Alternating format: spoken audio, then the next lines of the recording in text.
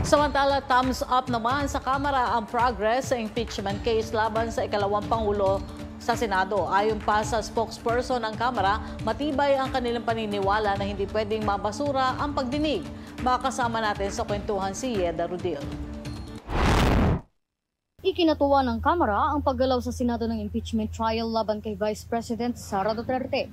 Ayon sa tagapagsalita ng Kamara na si Attorney Princess Abante, patuloy na naghahanda ang mga miyembro ng House Prosecution Panel para sa isasagawang pagdinig. Well, the House of Representatives welcome this development. Ginalaw na po ang baso.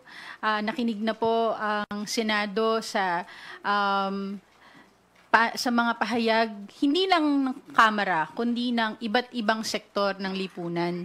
Noong Lunes ay nanumpa na si Senate President Francis Escudero bilang presiding officer ng impeachment court.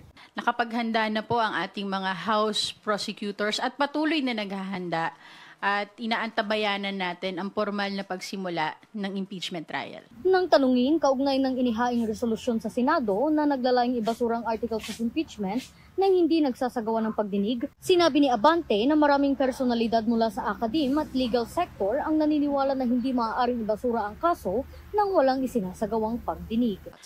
Well, the Speaker has always said that he leaves it to the discretion of the Senate, no, on how they will act on the impeachment trial. So, kung ano man ang magiging desisyon nila, ang hiling lang po natin ay maging faithful sila sa alituntunin ng konstitusyon.